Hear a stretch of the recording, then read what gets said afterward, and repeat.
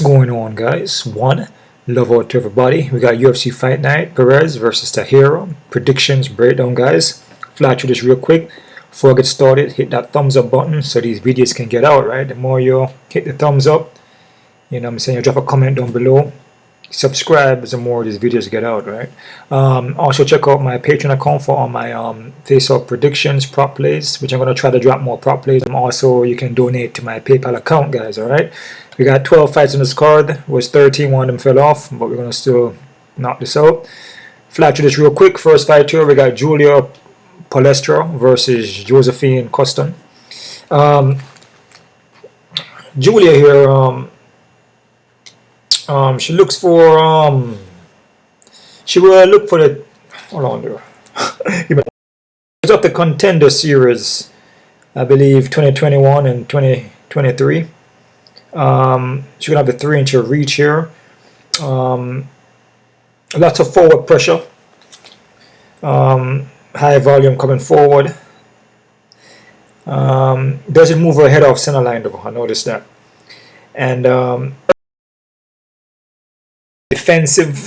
her defense, you know, she's kind of hittable. Don't move that head. And she will look for takedowns, but that's not really her thing. She kind of reminds me of a Liz Carmouche a little bit. I kind of feel that vibe from her. But overall, you know, she's not bad. She's maybe a little more experienced than Josefine, because Josephine is coming more from a kickboxing background. But striking wise, Josephine is a better striker here. But the ground could probably go to Julia though. But I mean, we'll see what happens with that.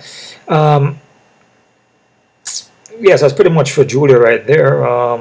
Like I said, she was in the Contender Series twice, actually, back in 2021. She lost to Jasmine Josevicius. Jasiodovicius. I think I mispronounced that. But in 2021, so she was way back then. And she fought again in 2023. As far as her opponent, striking is on point. She's pretty sharp. Takedown defense is actually not bad. She would also look for takedowns too. So what I see from her, man, I'm impressed with her striking. Striking is pretty legit to me. Like I said, she's coming from a kickboxing background here. I believe it's K1, I want to say. Yeah, K1 World GP. Like I said about Julia here, she's a more experienced, but I feel a little more technical is Josephine. Julia could push possibly a high pace and weather the storm from Josephine, because her striking is very technical. And if she's able to do that and, you know, higher output, she could get a split decision by Julia. So be aware of this fight. Like I said, most women fights are usually kind of tricky. Could go the opposite direction. But I'll go with Josephine. I'm going to say Josephine by decision, but I'm definitely not confident in this one. Okay. Next fight, we got Shelly Nurbek versus Melquizael Costa. Nurbek here is more of a wrestler, but he pushes a high pace in the beginning, but will get tired in the later rounds. Also has heavy hands. We'll also look for submissions and the knockout, but he can also get knocked out and be submitted. He's kind of hittable because he kind of rushes forward and kind of swing punches, kind of wild, aggressive, over-aggressive with the punches, leave himself open. But his wrestling is not bad, but it doesn't carry on though. You know, sometimes in later rounds it kind of fade. His opponent here, Costa, he's going to have the 4-inch reach. He's well-rounded. Has wrestling too. Will look more to strike though. Pretty technical guy. He can get taken down though and get grinded out. So this is a fight here if Nurbek is able to pace himself, push a high wrestling game, but Costa. So that's a possibility here. So this fight here, you know, this could be possibly, I believe Costa may be the favorite here, but it could be an upset. So be careful with this one. So Nurbek could win this fight just by the wrestling. But striking wise, I feel Costa is just more, it's more accurate, more on the outside, using a jab to follow up. You know, better footwork, better movement, better striking. So that's why I push towards Costa, but I ain't confident in this one, guys. So be careful with this one. I'm gonna go Costa by KO/TQ in the second round, but I'm not confident because, like I said, the wrestling for Nurbek could give Costa problems because he can get taken down and grinded out. So be careful. KO/TQ second round Costa. Next fight here, guys. Just flying through these real quick here, guys. We got Carly Jodis versus Gabriella Fernandes. So next one here, man, is a toss-up. You know, not much footage on these. I mean, there's footage on them, but you know, it's not really a high-level fight here. You know, Carlo, you know, lots of volume. You know, high pace, pushes forward. That's pretty much it. She's kind of hittable though. Had a fight here against Ernesto in the Contender Series. You guys remember that fight? Kind of back and forward. Guys are just landing shots on each other. Not much defense. So she's kind of hittable, man. Gabriel is a little more sharper, more technical. I believe she's more well-rounded and more technical. She have a good body kicks, mixes up well. We look for the submission also. But she gas out though. So this is the next fight here. Just similar like the other fight I mentioned, you know, just the pace of Carlo. You know, of course, a girl like Gabriella can fade in later rounds, and Carlo seems to have a lot of conditioning. You know, her cardio is better. But I'm gonna go with Gabriella. I'm gonna say Gabriella by decision, but the next 50-51 here, man, toss up. Okay, so Gabriella by decision.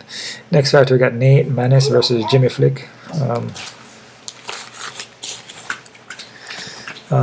Nate here, I would say is a more well-rounded guy here as far as the striking.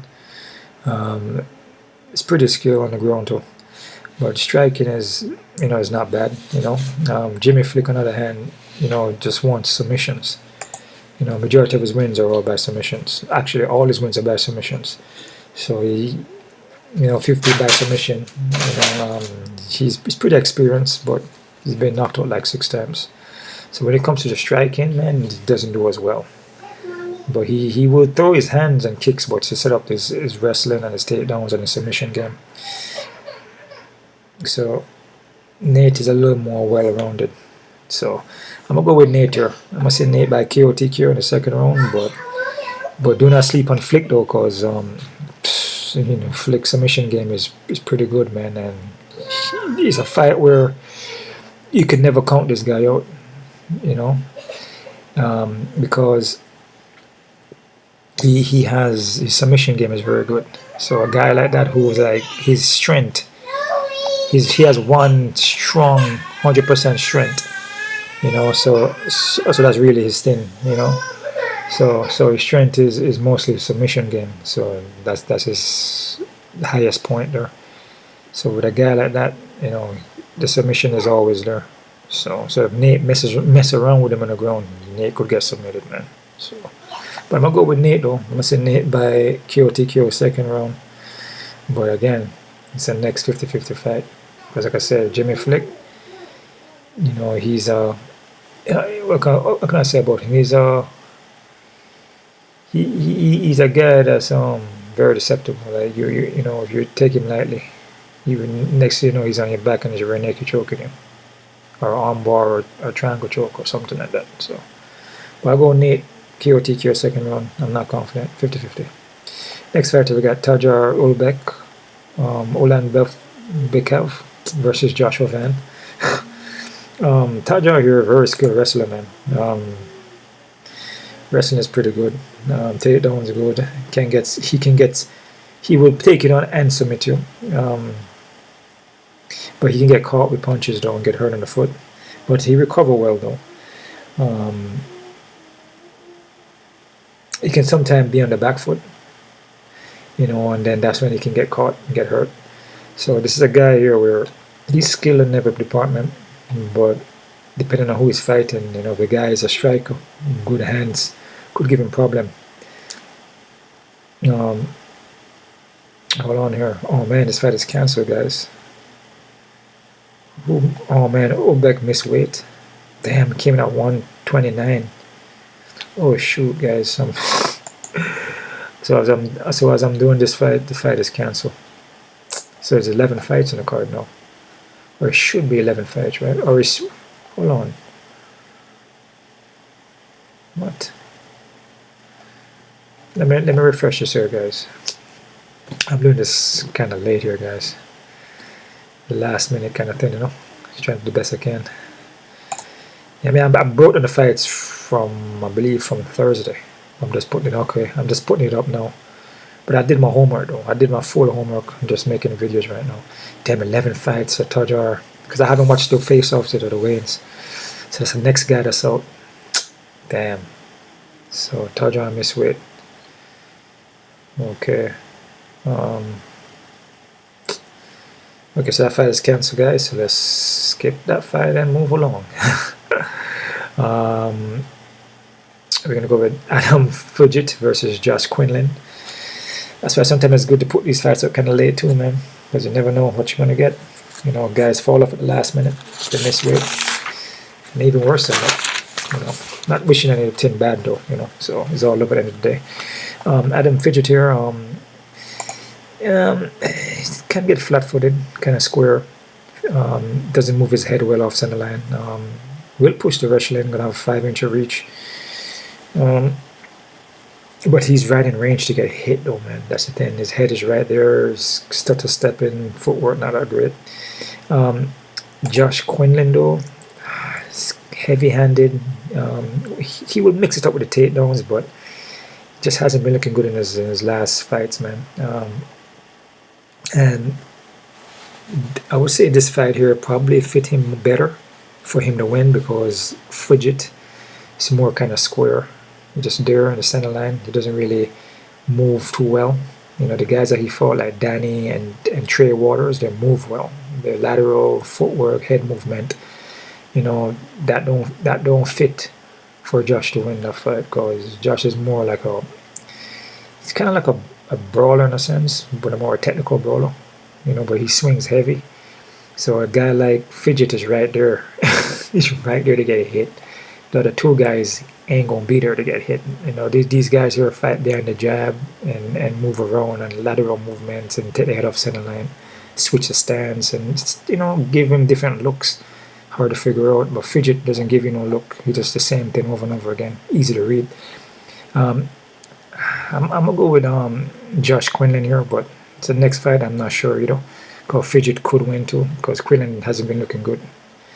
You know, again, the caliber fighters that he's fighting are good movers as far as the footwork. You know, so that give him problems. And also, Quinlan was supposedly on steroids. His whole entire career he was on steroids. So now he's not on steroids now. So, but I'll go with Quinlan. I say Quinlan by KO/TQ in the first round, but I'm not confident. All right. A lot of guys are falling off this card, guys. We moved from 13. We had 13 fights. No, we got 11. All right, man.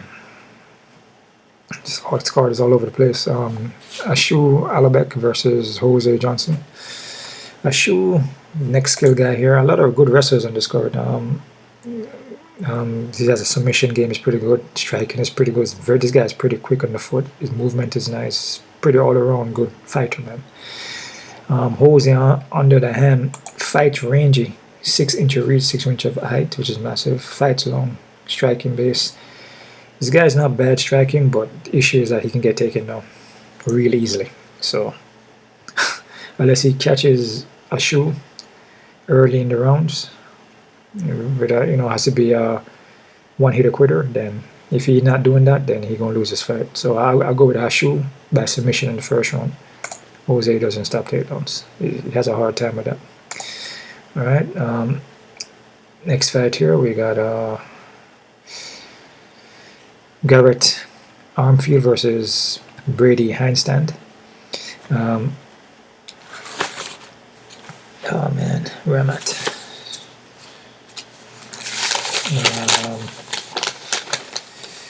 All right, Garrett here. I'm actually kind of impressed with Garrett. He doesn't look too bad, man. Skill guy, good submission game, good ground game. Strike is not bad. Good fight against David Anamo, which he fought twice. You know, David Anamo is a pretty good fighter too. Very relentless guy, very durable, hard to put away, and his conditioning is on point. The guy is a difficult guy to fight. And you know, Garrett pretty much, you know, did good against him, but even though he got submitted, but he did good. And against Brad Katona, I could see how Garrett could have won that fight, but I wouldn't say by unanimous decision, say more like a split. But against Brady, Brady is a crafty wrestler, but he's very hittable and can get hurt in the first round, can get knocked down in the first round. But he pushed a high wrestling game, but sometimes he struggles with the takedowns at times, depending. And when he keep pushing the chain wrestling, then he tend to can get you down. But I feel Garrett should have this fight though. I just feel Garrett is just more experienced guy, and I just feel Garrett is more experienced, more technical, face tougher competition. I'm gonna go with Garrett here. I'm gonna say Garrett by KOTK in the first round, guys. Next fight here we got Lucas Almeida versus Timmy Kukuba. Timmy here, which is fight that fights all over the place, man. Oh yeah, Timmy here, pretty technical guy, man. I like his striking. He moves well. His defense not bad. The fight against Oki wasn't bad. These guys come off the Contender Series. Lucas Almeida, on the other hand, he's not bad either, but can get flat-footed. But he packed power. We'll also look for submission. I just feel a guy that's moving in and out, pinpoint, more lateral, circular. He's not there to get hit. It's going to be Timmy. Lucas is kind of flat. So, yeah, I'm going to go with Timmy here. I'm going to say Timmy by decision, guys. I'm not too confident in this, because anything can happen, because Almeida is a very heavy hitter. And does it? I mean, not because you're moving your footwork. You should be able to not get hit, but anything is possible. Next fight we got Miles John versus De Silva. Miles John here, wrestling base, heavy-handed. He made some adjustments in this fight. I noticed. He doesn't break under pressure. Like if you put a high pressure on him, he will break. We'll also get tired, of gas out.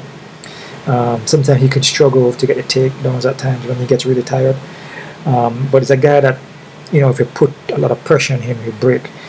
A guy like Silva, though, there's the Silva here, he pushes a high pace. And very heavy hitter, very durable, experience.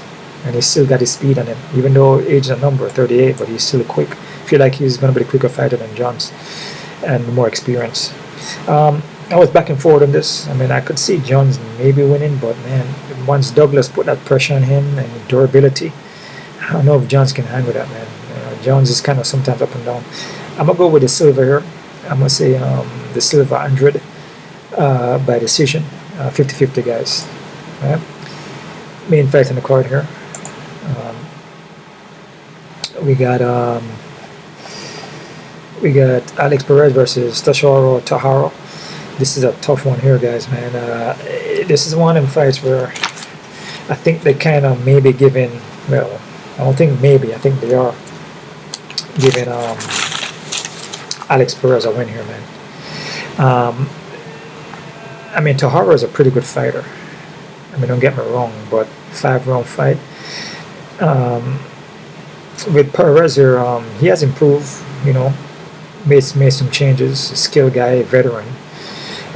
He can get caught though by submission, and that's the issue. 5 losses by submission, and Taira is known to pull off submission, especially the rear naked chokes.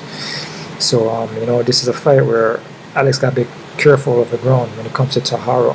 But it's experience though, man. Alex seen a lot of tough competition, and Taira, really look at his record, he hasn't really fought anybody, I mean, against Edgar Shiraz, Edgar Shiraz gave him a little issue in that fight. I believe he knocked him down the first round, had him in some bad situations, and at the end of the third round, almost submitted him. I believe he had him in I want to say a guillotine or something like that. But yeah, man, I feel this fight is all Alex Perez here, guys. I mean, I could be wrong, but I'm gonna go with Alex Perez, man. I'm gonna say Alex Perez by KOTK in the third round, man. Like I said with Taira, from what I noticed, he's a good prospect, moves well. His wrestling is not bad. His takedown is not bad. Striking is not bad. But you know, he hasn't faced anybody like Perez before. Like, you know, when you're moving up and you start facing these guys who are veterans, it's different. You know, he can, and you can tell with certain guys he's fighting that he's kind of struggle even to get the takedowns. If he's struggling with those guys to get takedowns, and you know, what is he going to do with Alex Perez? You know, Alex Perez is going to sprawl on him. Alex Perez is going to, you know, may touch him up with the strikes, may, you know, hurt him, may put him out. You know, it's just different level, the caliber, the experience. I'm not saying Taira can't win because he's a good prospect, but I'm gonna go with Perez here, man. I'm gonna say Perez by KO TKO, third one, like I said, but it's a 50-50 for me, guys. All right. Quick look at the odds here, guys. See what we're working with. These crazy odds here. Crazy odds. Let's flying through these real quick here, guys, man. Yeah, I've been kind of busy, man. Let's see. Been very busy actually. Up and down the place. All right. Josefine, Julia, plus 160. Josefine, 192. I disagree with that. This is a closer fight here, guys. Like I said with Julia, she could push a high pace and she can eat shots and she's durable. So if she can eat shots and push a high pace, there's a possibility she can wear down on Josefine, pull off a split decision. Believe me on that, so be careful. Costa and Norabek, next even fight, because Costa can get taken down, and Norabek is known to grind high level wrestling, man, and Costa is known to get taken down. I disagree with this one again. Oh shoot, I forgot a fight here, guys. Wilson and Jeka. I forgot that fight, guys. I skipped the fight. Where was that fight at? Wilson and Jeka. Did they remove that fight too? Oh, I skipped the fight. Sorry, guys. Okay, Jeka and Sharing and Wilson. I missed the fight, guys. Sorry about that. Jeka here, this guy is very athletic, very wild, heavy-handed, comes in a fight, let his hands go, heavy leg kicks, quick, explosive. He can get taken down though, and he can get submitted. Okay. Wilson, on the other hand, striking is not good at all, man. It's very poor striking, very poor defense. But he's gonna have a 4-inch reach, 5-inch of height. Man, just striking needs work. The strength seems to be his submission. He got 11 by submission, but his record is just not. He hasn't really fought anybody, you know. It's just he doesn't really shoot for takedown either. He tends to like tie up, maybe drop for a leg, but he doesn't really wrestle like that or chain wrestle like that. So I'm not sure how he would take down Jeka. But like I said, his record is submitting. He has 11 submissions, but like, who is he submitting? You know what I mean? He's like who are the guys that he's submitting? You know, some 2 and 3, 8 and 12, 1 and 2, 11 and 6. You know, it's just not. There's a lot of guys with like poor records. And then from what I see, and it's very hittable, man. This guy's very hittable. I mean, I must say Jeka, KO TKO first. But Wilson, you know, like I said, Jeka can get submitted. So keep that in mind, man. So I guarantee that Jeka is a favorite, which I saw already. You know, Jeka is a favorite. Massive favorite. But Wilson has a submission chance. He has a submission chance. Just like Jimmy Flick. Like you see, Nate Maness here is mad at 550. That's nuts. Be careful with this one, man. 550. That's nuts. Because Flick is a very good submission artist on the ground. Like, he can submit anybody, man. No matter how skilled you, no matter if you're a skilled striker or a skilled whatever, if he can get to the ground and get you there, he will submit you. And I believe Wilson is kind of like that. And Jeka is not really that experienced. So there's no way he should be 355. I'm going for Jeka though, like I'm going for Nate, but I'm warning in these fights, man. These are fights that you probably want to fade or go past, go dog, but I wouldn't mess around with it. So I'm gonna go with Jeka, but like I said, Wilson has a chance, and the odds here is nuts. This is nuts odds, man. It should be closer fight. Wilson has a submission chance. Alright, so that's my prediction. Is going to be Jeka KO TKO first round. Carly and Gabriel. These women fights should be just pure even, guys. Because Gabriella is she can drop the ball, she fades. Carla is like a zombie, straightforward, take a lot of shots. You know, it's even fight. Jimmy Flick and Nate, that's nuts. You know, Flick has a submission chance, massive. So I disagree with this one totally. Adam Fidget and Josh Quinlan, perfect. Josh Quinlan slight favorite, kind of even, perfect. Brady Einstein and Garrett Armfield 2-something. Don't really disagree with that. I believe Armfield is a better fighter here. Asu and Jose 500. Yeah, I don't disagree. I believe, you know, Asu is a better fighter. You know, Jose can get taken down real easily. Almeida and Timothy Kuba. I disagree with this one because Almeida is not a bad fighter.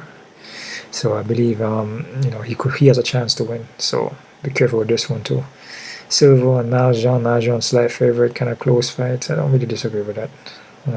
I mean, Maljon could win, but like I said, Douglas is just once he start applying that pressure, durable experience, it goes a long way, man. Alex Perez and Toharo.